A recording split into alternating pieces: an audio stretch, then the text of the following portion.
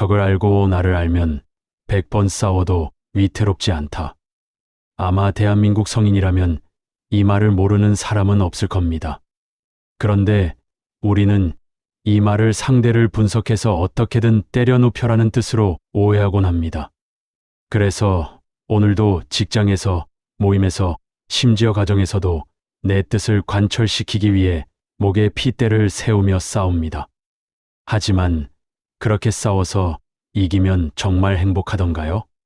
상처뿐인 영광이라는 말이 있듯이 이겨도 찝찝하고 지면 화병이 나는 것이 싸움의 본질입니다. 에너지는 바닥나고 인간관계는 틀어지고 얻은 것보다 잃은 게 더 많은 승리. 그것을 과연 진짜 승리라고 부를 수 있을까요? 동양 최고의 병법서인 손자병법을 쓴 손문은 단호하게 말합니다. 100번 싸워서 100번 이기는 것은 최선이 아니다. 싸우지 않고 적을 굴복시키는 것이야말로 최선 중의 최선이다. 진짜 고수는 칼을 뽑지 않습니다. 하수는 시끄럽게 싸우지만 고수는 조용히 상황을 정리합니다. 험한 세상을 살아가다 보면 피할 수 없는 전쟁 같은 순간들이 찾아오지만 그때마다 피를 흘릴 필요는 없습니다. 오늘 영상에서는 손자병법의 핵심 사상을 통해 내 에너지를 아끼면서도 상대를 제압하고 원하는 것을 얻는 3가지 처세의 기술에 대해 이야기해 보려 합니다. 오늘 이 이야기를 통해 무의미한 감정 싸움을 멈추고 웃으면서 이기는 진짜 어른의 전략을 배우시길 바랍니다. 첫째, 싸우지 않고 이기는 것이 진짜 실력입니다.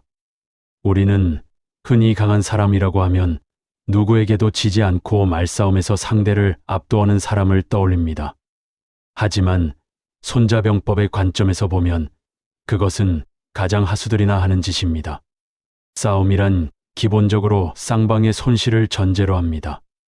내가 상대를 때리면 내 주먹도 아픈 법이고 내가 상대에게 욕을 하면 내 입도 더러워지는 법입니다. 설령 내가 완벽하게 이겼다 해도 패배한 상대는 나에게 원한을 품게 되고 언젠가 내가 약해졌을 때 등 뒤에서 칼을 꽂을 적이 됩니다. 즉, 싸워서 이기는 것은 절반의 실패를 안고 가는 셈입니다. 직장 생활이나 인간관계를 한번 돌아보십시오. 사사건건 부딪히고 따지는 사람이 과연 일을 잘하는 사람일까요? 아닙니다. 진짜 유능한 사람은 문제가 발생하기 전에 미리 손을 써서 갈등 자체를 없애버립니다. 상대방이 화를 내려고 하면 부드러운 농담으로 김을 빼버리고 억지 주장을 펼치면 일리 있는 말씀이네요라고 짐짓쳐주는 척하며 실속을 챙깁니다. 이것은 비겁한 것이 아닙니다. 내 소중한 에너지를 낭비하지 않겠다는 고도의 전략입니다. 맹수들은 사냥할 때가 아니면 발톱을 숨기고 쓸데없이 으르렁거리지 않습니다. 똥이 무서워서 피합니까? 더러워서 피하지요. 무례한 사람과 흙탕물에서 뒹굴며 싸우지 마십시오. 당신의 옷만 더러워질 뿐입니다.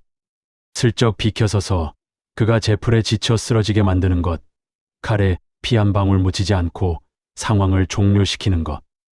이것이 바로 손자가 말하는 부전승의 미학입니다. 둘째, 나의 의도를 철저히 숨겨야 합니다. 손자병법에는 전쟁은 속임수다라는 말이 나옵니다. 이 말은 남을 사기치라는 뜻이 아니라 나의 패를 상대에게 보여주지 말라는 뜻입니다. 나를 드러내지 않기를 깊은 어둠처럼 하고 움직일 때는 벼락처럼 하라. 그런데 우리는 어떤가요?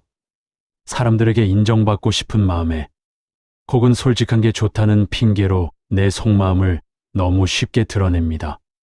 내가 무엇을 좋아하고 무엇을 싫어하는지, 내 약점은 무엇이고 내 계획은 무엇인지 동네방네 떠들고 다닙니다.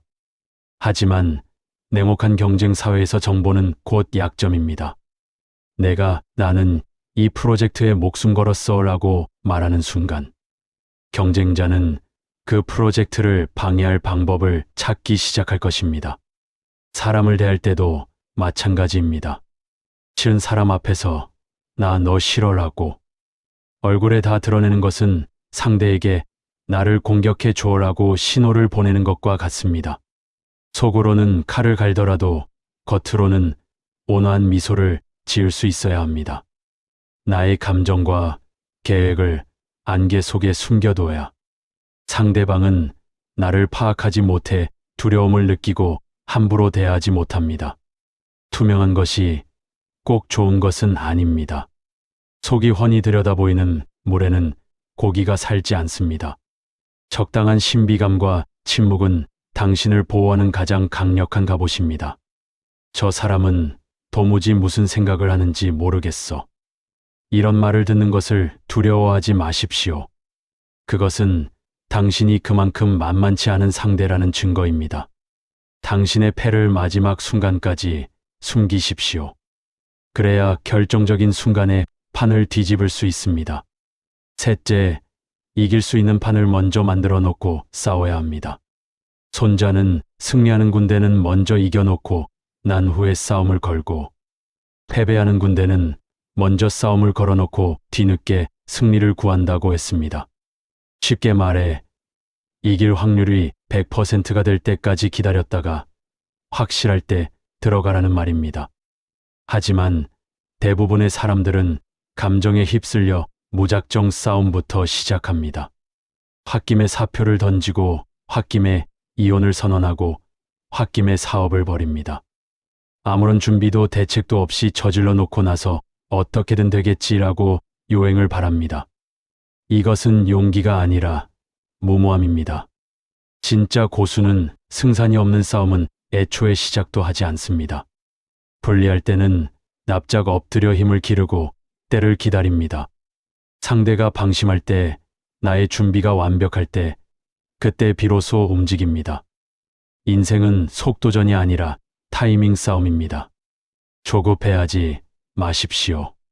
지금 당장 억울하고 분해도 내가 이길 수 있는 조건이 갖춰지지 않았다면 참아야 합니다. 그 인내의 시간 동안 실력을 키우고 내 편을 만들고 정보를 수집하십시오.